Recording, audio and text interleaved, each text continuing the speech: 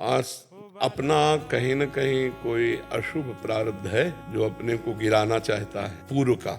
जैसे जिस पॉइंट पे आपकी निंदा हो रही है या आपको गिराया जा रहा है, उस पॉइंट में आप बिल्कुल करेक्ट हैं। लेकिन सत्य मानिए, ये कोई प्रारब्ध भोग हमारा पूर्व का पाप का कर्म है जो मुझे दंड दे रहा है। अगर वो मुझे दंड ना दे तो अंदर द्वंद्व न चले, अंदर भी जलो और बाहर भी उसका कष्ट भोगो, क्योंकि कोई ऐसा पाप है जिसका दंड नहीं मिला और वो आके हमें गिरा रहा है। तो इसमें हमें अंदर से विचार करना चाहिए कि मेरा ही प्रारब्ध है।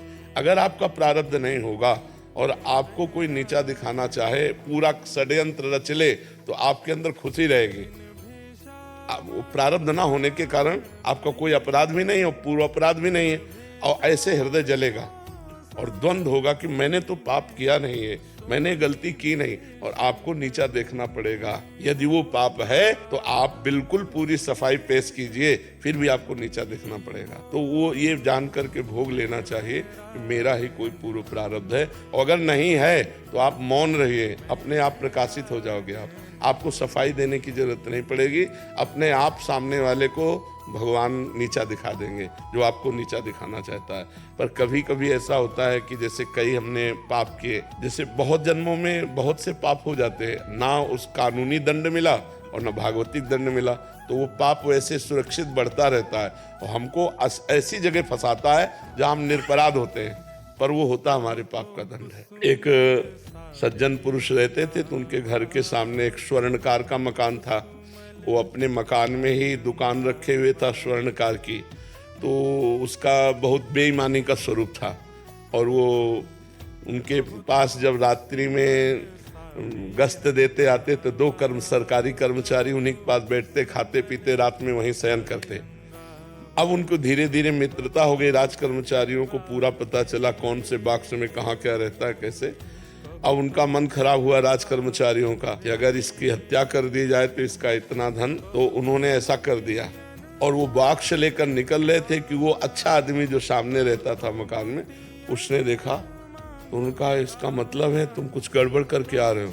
तो उनका देखो, हम तुम्हें बॉक्स में जितना है इसका आधा दे देंगे, चुपचाप अपने घर वापस चले जाओ, हम लोग भी चुप चले जाएंगे, फिर सुबह आके हम सब बना लेंगे। तो उसने कहा ऐसा नहीं होने देंगे, हम हल्ला मचाते हैं। उसने हल्ला मचा दिया, और राजकीय कर्मचारी, उनको गणित सब पक्की होती है, और जो ही हल्ला मचाए सो ही उन्होंने पकड़ लिया उसको और बॉस को उसके नजदीक रख दिया और कहा हमें पता है तू मार के आ रहा है और बचने के लिए नाटक कर रहा है। अब पूरी समाज में ये बात फैला दी कि इसने स्वर्णकार को मारा और ये बॉक्स ले जा रहा था, हमने पकड़ा इसलिए इसने हल्ला मचा दिया।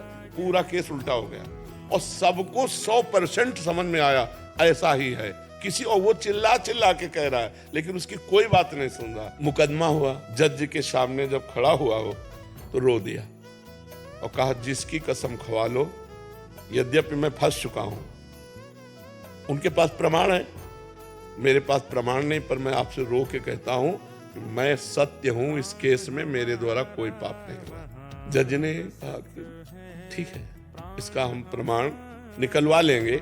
एक जिंदा आदमी मुर्दे का शो बनाया इसे उसमें और कहा इस लावारिस लाश थी, अब इसका अंतिम संस्कार करने जाना है। राज कर्मचारियों को भी आदेश किया, 2-4 लोगों को और कहा आप पीछे रहिए, एक तरफ उसको भी पकड़ाया जो मुजरिम था। वो गए, जब एकांत देखा तो कहा कहते थे आधा बॉक्स स्वर्ण ले ले तो बच जाता ना, फंसा दिया ना, पूरी जिंदगी जेल भोगेगा। और वहां डायरेक्ट लगाए हुए थे जिससे उनको सुनाई दे। तो उसने कहा चाहे फांसी हो जाए लेकिन हम इसमें दोषी नहीं है, दोषी तुम लोग हो और देख लेना भगवान तुम्हें दंड देंगे, ऐसी बात। अब जज के सामने तो प्रमाण मिल गया कि दोषी राज कर्मचारी हैं। तो उसने कहा इतने दिनों से मैं जेल भोग रहा हूँ, इतने मेरे दुख और अपमान हुआ, ये क्यों, ऐसा क्यों हुआ? जज से कहा मैं निर्दोष था, मैं चिल्ला चिल्ला कह रहा था। तो जज ने कहा सही बताओ, हम किसी और जन्म की बात नहीं पूछते, इस जन्म में कोई ऐसा पाप किया है जो गुप्त हो और बड़ा हो?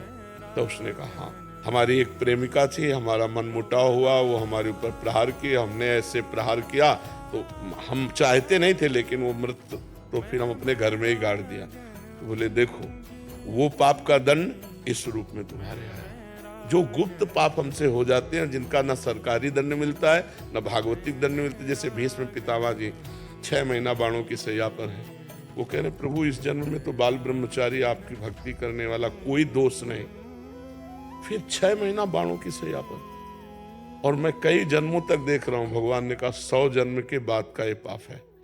तो हम लोगों के बहुत जन्मों के पापों का क्रम चल रहा है। जैसे 11 वर्ष से बाबा जी है, भगवान के मार्ग में चल, दोनों किडनी फेल है। अब क्या है, ये पूर्व जन्म का कोई पाप है जो हमको दंड दे रहा है।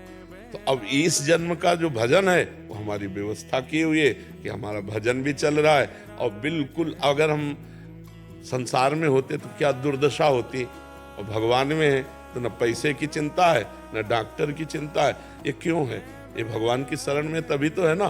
तो हमारे भजन का, हमारी शरणागति का ये है, और पूर्व के पाप का ये है। तो हमको विवेक के द्वारा पता है कि शरीर बदलते रहते हैं, जीवात्मा तो वही होता है ना।